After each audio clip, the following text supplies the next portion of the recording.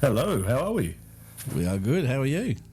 Not bad, not bad. So today, I thought we'd talk about something a little bit different and go with the topic of Ouija boards.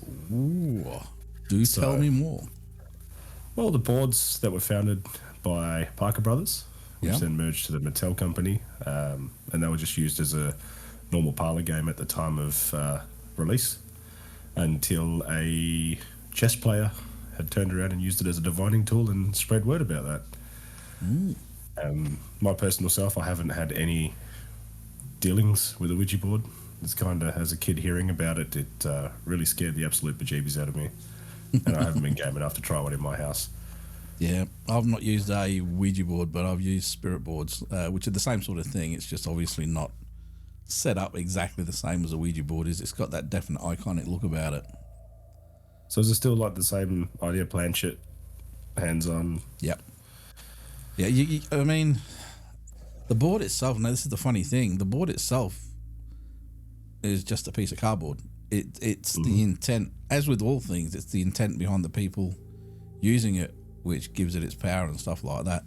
Our old psychic, she used to use a spirit board which was made for her as a gift, and apparently that gives it more power because it's a personal thing.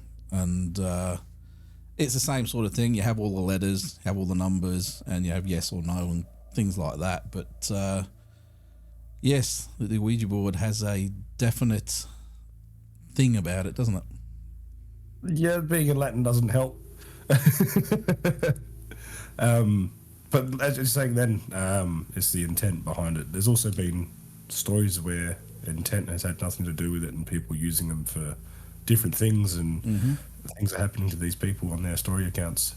I've got a few stories I can tell you, but I'll save them for a little bit later in the video. No worries. Now you've put me on the spot. I'm going, what do I talk about now? No. Yeah, go on. No. I'm like, what do I talk about now? He's nervous because he started the show tonight, aren't you? I am. Normally I've got a lead and it's like, cool, this is how we're going to go. But no, it's not how we're going to go. Well, with the actual Ouija board, I remember there was one time, and this is a personal thing now, my parents aren't really big into the paranormal or any of that sort of stuff. See what's happening? The microphone's still in the video. Focus again. We've got to get that out of. You have that happen a few times. Yeah, it's shocking. It's hogging the limelight, the microphone. But yeah, they're not big on the paranormal and stuff like that. But there was one time when we were renting a place and we were having a house built, and just before we were about to move in, they had a little bit of a party, just some friends over, and one of them actually brought a Ouija board with them. Now. Normally, they wouldn't worry about that sort of thing because I think it's a bit of hocus, just a bit of silliness and stuff like that. But they decided because we were moving out soon, what's the harm, And my mum and dad's bunch of friends, they are definitely not occultists. None of that sort of devil worship, none of that sort of stuff at all. Just your normal sort of average people. And they did start this board up. Now, apparently my brother and I were actually asleep in our rooms and we sort of slept through it. But apparently things start to get pretty bad to the point where my parents started to get a little bit uneasy about it all, and even everybody else did. But for some reason they were drawn to keep going. And it kept going to the point where a glass that was on the table flew across the room and smashed. And that was it. Cool. It was just closed up and taken straight out. Now, they didn't want it in the house anymore. It freaked them out, and they've never done it ever since. Now, what you and I would understand about that is when you do a spirit board session, a Ouija board session, angel board session. There's 1,000 different names for these things. What you're actually doing is you're initiating a communication, a conversation. And to do that, you've got to open the door so that they can come in. Whether you know how to do it or not, the trick is to do it properly. You have to close that door at the end of it. So just shutting a board up and everything. And I suppose without having that knowledge of just shutting it down properly, you could try, but it probably wouldn't help. No, and that's the problem as well. What happens is so many people don't know that. So when they do these sessions, they think it's just a game, and they just throw it up, close it up, throw it in the box, and done. And that could be where it gets its bad name, because so many people aren't doing it the right way, and it is leaving people open to things. Now, my very first ever experience with a Ouija board was when I was in high school. Now, my friend's mum was a witch, and she had one. We thought we'd pull it out one time when she was at work, and we had a bit of a mess around on it. But we stopped, and she found out about it, and she asked, well, how did it go? And I turned around and I said, well, nothing happened. I said, in fact, the worst I got was I started getting pins and needles and things in my legs, and I had to get up and walk out. And she said to me, where were you playing the game? And we said, it was on the floor. How were you sitting? I said, cross-legged. And she said, your legs were the closest part to the board? I said, yep. She goes, that pins and needles was very possibly a spirit trying to enter into your body, because that board becomes the doorway. Yep. And obviously the closest part of my body to the door is my legs, and pins and needles is one of the signs apparently that witches, this is what I was told, I don't know if it's true or not, but she said, yeah, it was like something was trying to enter my body, and not in the good way. Well, I think if they're going for your feet first, there's issues. Oh yeah, especially my feet. Woo. It's a very evil spirit to get past them. Very malevolent. Yeah, so that was my first kickstart into it all, way back then. Like I said, I've been studying UFOs and sort of paranormal things since I was a little kid. I mean, not in the way in which we do it now, but to a lesser degree. And obviously, as I got older and start to understand things a bit better, you step that up. And the Ouija board was definitely part of it. And in all honesty, I think that's the precursor to the Ovulus and all these different, the spirit box and all these different things that we use now.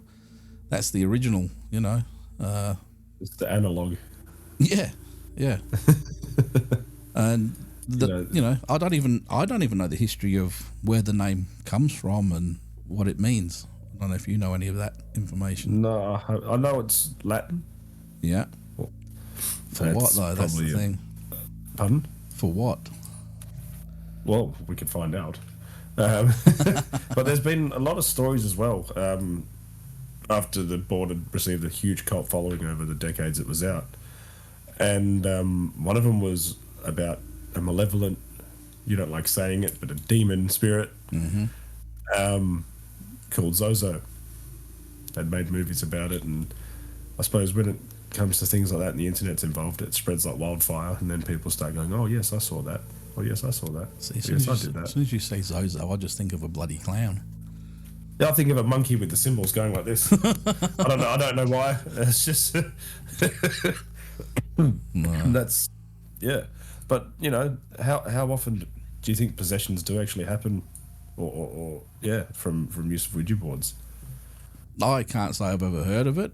Like I said, that's what she told me was happening, but I don't know. I don't know that much about them, and at that point, obviously, she knew a lot more about witchcraft and Ouija boards, I would assume, than what I did. It's not been something I've ever actually played just for the sake of playing a game. You know what I mean? It was always Monopoly or Connect 4 or something like that. It was never let's get the spirit board out or the Ouija board out. I can't actually. I just had a quick look. I can't actually find what Ouija means. I'm sure somebody can let us know in the comments. There's a few bits and pieces saying that it has been translated through the planchette moving as to say good luck. I don't. See, if don't know how that translates. if I had a spirit turn around in the Ouija board and say "good luck" to me, I would take that as a threat. I'd shit myself. I'm being serious. It's not something. Yeah, it's something bad. Turn around and say good luck. Oh, I'm out of here. Yeah, but no, we've used them in a couple of investigations. Probably 10 years ago now, we investigated a house in Rockingham. Now, it was a weird setup of a house. I wouldn't even begin to be able to describe how it was. It had this courtyard in the front. It was sort of like almost a L to C shape kind of building. It was a very weird setup, and it had mezzanine levels on it, and it was a very hippie kind of woodsy type kind of house, which is weird for for Rockingham. But they had issues that much, they actually moved out of the house and they asked us to go in and investigate, and we took a spirit board in there. Again, it wasn't the Ouija board, it was a spirit board, but the intent behind them is the exact same thing. And what started out just as a creepy sort of building, after we started that board up, it just went from bad to worse. Now, I don't know if anything came through a door as such, because we didn't actually use it for that long, but it was literally no more than 2 minutes when the word close came up. Just, it was very quick and very abrupt. And our psychic, she has her, our psychic at the time, she had her nan or something like that on the other side, who was like the gatekeeper, and if she saw something bad coming, she would make it say close, and she had to close it down and shut the door before whatever's bad got there. And we weren't even in there doing this session for less than 5 or 10 minutes when close came up. Wow. So we shut it down, and I don't know if something was already in the house. Well, I'm assuming it was, because things were happening beforehand, but that was one hell of a night. Some of the stuff that happened, not associated with the board, but just in general, but we can't discount that the board had anything to do with it. Oh, you never can when you're playing with things you don't know about too much. No, and but in saying that though, you can be doing anything in a realm of trying to contact them by voice. You can have the same thing happen. It's a matter of minutes, seconds that things can change. Except, I suppose, without having a board, you don't have that knowing. Yeah, and see, the internet.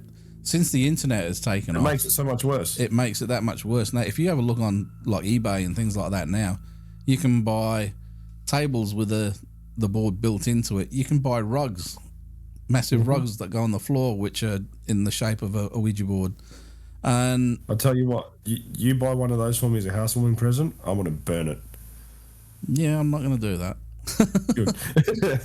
For me to buy that, it's going to get delivered here first. No. Can you imagine that though? Walking through your house and just casually just summoning whatever. No. Well, you know the stuff happening around here at the moment anyway, with the renovations and everything. But the last thing you want to do is start bringing other things in. So yeah, no, I don't need that. There is a sort of dark history of things that do happen, and we don't want to reinvigorate that. So no, it's not something I talk about. But that's very good not to let that happen. No. For me. So what do you think in relation to them and things like tarot cards, and do you think it's the same sort of thing or something different? Well, tarot cards, I'm not sure, because, well, from my point of view, I don't understand tarot cards enough to be, pick try and use them, let alone play with them. I suppose in the correct hands, they can be useful. I think if you're using a card and not knowing what the meaning of that card is for that person, you could probably cause a lot of drama for that person. Yep. It's the misinformation, the misguidance, you name it. You could turn someone that's happy and bubbly into someone that's just going to be paranoid and constantly watching themselves because you've given them the wrong stuff. Yeah, and then people that know them could pass that off as being somebody who's possibly been possessed. Exactly. And then you're leading down a whole different path to that. I suppose it's a similar sort of thing, but I don't know enough about tarot cards to say, yep. No, I just thought I'd ask for your opinion on it. See, for me, a spirit board or a Ouija board is a direct contact to a spirit. Yeah. Whereas tarot cards, Viking runes, and all, rune stones and all those different things, they're more of a prophetic kind of thing. They give you a reading of the future or what's happening and things like that. But there's got to be some sort of a crossover there somewhere. You know what I mean? Yeah. And again, I guess we are guilty of things without actually using a Ouija board. One of the first things most paranormal investigators do when they get their K2 meter is, we're going to ask questions, make them flash twice for yes, or make them flash once for no. No. Oh, God. No, but what I'm saying is that's basically the same sort of stuff as what is on a Ouija board. You got your yeses and you got your nos. Yeah. You can't get it to spell out words with a K2, but it's a very similar kind of intent. Sorry? Well, you can with other meters. Oh, if you go to K2s. Ovulus and things like that, and the PX. Yeah. And again... But no, you're dead right. I didn't even think about that until now. No, it's very much the same thing. And how even many spirit times boxes. have we done that? I know. And then you look at all the apps on the internet. I'm sure there's a Ouija board app somewhere on the internet. I'm not even... You and I both know there are thousands of different ghost hunting apps, most different shades of crap. But there's a few good ones. Then a lot of them as well. They give you yeses and nos, and they give you full words. It's one of those things that you don't think about it being a digital Ouija board until you bring it up and go, hey, is this or is this that? Well, I'm surprised that hasn't happened yet because remember the old game Battleship? And then they came out with the electronic Battleship. Yes. Can you imagine how creepy an electronic Ouija board came out? How'd that be though? Because you'd be holding your phone and you wouldn't be holding a planchette. The planchette would move by itself. No, I'm not talking about I'm not talking about it like that. I'm talking about as an actual board. Oh, yeah. Not an app. Thank you. No. I mean, you could make it. You just have LEDs through the back of the board and it lights up for which letter. I'll make you one if you like. No. No.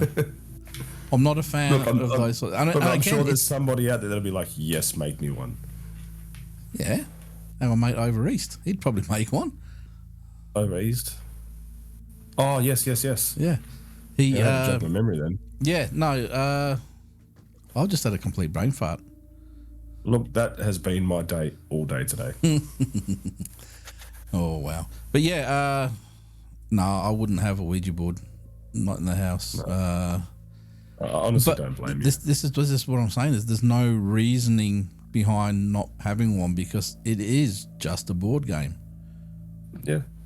Ultimately, it is just a board game, and you get from it what you put into it. It's the stigma. Yeah, and I thought they were all like that. Like I said, when we were down in Albany, we did a spirit board session down there, and this is where things get interesting for me, at least, anyway, because there was, I can't remember how many of us were on the board. I actually wasn't on the board at this particular point in time, but I had my camera on it, and we had a tri-field meter next to it. We had a K2 meter next to it, so that the camera could pick everything up. And we were in low light situation. I was using infrared night vision on it to make sure everything was nice and clear. Now, they started getting a lot of activity and the board started doing some very weird stuff. And what was happening is just, I was looking at the way people were holding it. There's no way they could manipulate it to do that sort of stuff. So I thought, okay. Because I'm usually one of these ones that's always watching to see if somebody's pushing it or manipulating it. It was you. And that's why I picked up, that stupid show that I was telling you about with those two girls. And there was they did a Ouija board session. Yes, I've watched that part. Because did you see the hand move like that? Yes. Yeah. See, that's just, if it goes by itself, that's one thing. But as soon as you see actual manipulation, you know it's been faked. So. Mm-hmm. That happens more often than not. And well, I'll ask you a question. Yeah. Would you say that dowsing rods are a type of a Ouija board as such? No. I know they're divining rods. People call them divining boards. No. Is there any? Again, All you can I get is suppose all you can get is yes and no, really, and they're just pieces of metal. divining. See, again, it comes down to the intent. Divining rods were originally used for picking up energies like water under the ground and things like Yes. that. Now, as with all things ghost hunting, we've taken tools from other industries, other places to use for ourselves. So we've just changed the energy from water or electricity or whatever it may be to spiritual energy, which again is it is a form of electronic energy, electricity, electromagnetism, stuff like that. So I suppose in that manner you could sort of say it is similar because you're getting those yes no answers out of it. It's still a communication tool. Yep. But I don't know if I'll be willing to fully go there, if you know what I mean. I don't want to ruin them for you. Oh, look, there's no way we're going to have a Ouija board in here. Oh, I'm not asking to have one. We have way too much stuff happening here as it is, so we don't have to worry about that. You could always mow one into your lawn. Have you seen my lawn? I don't think you could. You could probably burn some in, but no. Nice. But yeah, Right. Ouija boards are a big no for me. Like I said, I think it's a lot to do with the stigma and the internet scaring people. It is. Like I said, there's no reason why I should say no, other than I've heard some people that I actually know and people that I trust have had bad experiences with them, and I know more about, well, as much as people know about the spiritual world and stuff like that, you know what I mean? I know more about the processes and the thises and the that's and things like that. And it's just not something I'm wanting to do for no other reason than I just don't want to. It's not something that really scares me. I've done board sessions and I don't mind doing a board session, but Just having that know-how. it's just, yeah, that's it. I mean, they must have been selling fairly good if Hasbro had turned around and said, "Yep, we'll manufacture these, no problems." Like, People must still be buying them. yeah. Like I said before, you look on eBay, mate. There's 1,000 different things. Rugs, shirts, you name it. It's become its own entity. It's not. The actual board itself is Cardboard. nothing compared to the stigma behind it. I don't know if it's the world's best advertising campaign that they've put out there. It's creepy. It's creepy. I think it might be, to be honest. It's a great way to grab money. Yeah. They have so much. Look, that's what I mean. Like, they say negative publicity is probably the best publicity you can get, and look at it. Well, they say any publicity is good publicity, and whether it be bad or whatever, and when it's bad or controversial, it gets people talking about it, and that's what the whole point of advertising is all about, putting it out there. So, like I said, I don't know if it's a really good advertising campaign. I know people that have witnessed things. Like I said, take the Ouija board out of it and go just to a straight old spirit board. And I have witnessed things with that. Going back to that thing at Albany, which is where I forgot where I was before and I got back to it. What happened was when it was spinning around out of control, it stopped and then letters started happening. And I can't remember the message that came through, but our psychic actually turned around and said, "Would you like to come forward to make things easier?" At that point, the board started going again. The K2 started lighting up. The tri-field meter started screeching. And then 2 doors that were behind me burst open by themselves. We actually have this on video. And if I can find the video, I'll actually put it up at the top for you to watch. Were they the ones that were opposite the main walkway that was on the outside, those 2 doors? The doors that went straight to the cemetery. Yeah. They are the doors, I thought. Yeah. Well, I just got chills in you saying that. Well, it gave us, because that night we had a heck of a lot of activity there. We were having, there were faces popping up in the windows, and we were forever running around thinking that there was somebody else on the property, and we knew there wasn't. We checked, and there was nobody there. We even checked with the groundskeeper before leaving. They said, no, there's nobody here for the next 2 or 3 weeks. And you know how isolated that place is. Oh yeah, it's the middle of nowhere. That's it. Like, yeah, and these faces were kids' faces that we were seeing. So there's no way 8-year-old, 9-year-old, 10-year-old kids are going to walk 8, 9, 10 Ks into blackness. No. You know, the snakes around and all sorts. And kids are scared of the dark as it is. And then they're not going to just start poking faces and then disappear into nowhere. And like my kids. Yeah, that's another show. We did one show on it once before, but I'm pretty sure we could pull something else together. I think we've done 2. But I'm sure we could go over No, it again. I think we included them in one of the Urban Legends or one of those kind of things. So, but yeah. Like, look, for a board that's been around since the 1800s, the advertising's speaking for itself. Like I said, it wasn't until World War One that it got its popular rap. If you go back to the early 1900s, there was this massive thing. There's this little green line that keeps flashing up under your box. That one? Yeah, that one. So we'll sort that out for the next show. Yeah, but back then they used to be right into the paranormal. It was usually the women, not so much the men. Yes. And then the men came into it later on, and the women would hold seances and all these different things. I think ectoplasm started coming into being then, and it was this gooey kind of lardy type stuff.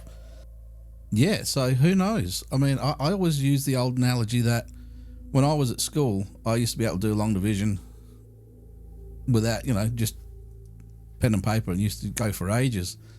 And only since leaving school, which is a while ago, but I've forgotten all of those skills now because obviously with computers and with calculators, you're lazy. Your brain doesn't get exercised like it should. And where I'm going with that is if you go back 100 years, 200 years, 500 years, how much has society forgotten? You know what I mean? In that time. Lots. And this is why I'm a firm believer that I do believe magic did exist at one point, but as it got used less and less, it's like the old brain shutting down. You can't access that part of your brain anymore. It's still there, but you just don't know how to get to it. It'd be nice to know how to use 50% of your brain. Yeah. It is. Anyway, we're just about out of time. Yeah. Oh, geez. That actually went fairly quick. Yeah. Well, this is what happens when you start talking about Ouija boards. Yes. It's one of those things. We were going to talk about something else, and that little segue then would have been perfect of talking about alien abductions and missing time and things like that. Well, that's what I mean. Like, could you bring extraterrestrials into that realm of use of Ouija boards? Potentially, yeah. And that's... I was thinking about it before. I'm like, no, that just sounds too silly. But then you think about it more, it's like, hang on a second. I mean, there's another show. We've got a show coming up on remote viewing later on down the track. And one of the things that they do talk about is when they reach out with their minds, they have actually found alien civilizations now. I can't remember the specific guy's name. I'll have it by the time we do the show. But he actually was remote viewing, and it led him... This actual one little sentence that I'm about to say leads to about 3 of the shows that we've got coming up. And it led him to a place in Alaska called Mount Hayes, where he said there is a joint extraterrestrial and human base inside the mountain. And that led to the Alaska Triangle and all this other stuff, which, again, we've got shows coming out about those as well. So... stay tuned if you want to see about them. But he channeled aliens, so what's not to say that a spirit board couldn't do the same thing? Because, in all honesty, what our spirits are, they just from a, we always talk about loved ones and things like that, but they can be just other people from an alternate dimension, and not all dimensions are going to have humans on Earth. There could be dimensions where aliens or whatever here, different sort of life was here. You know what I mean? There's nothing to say you're not tapping into that. Then you see an advanced life form. Watch this, we'll scare them. With it there. Yeah. Anyway, we better get going. No problems. Take it easy, guys. Have a good time.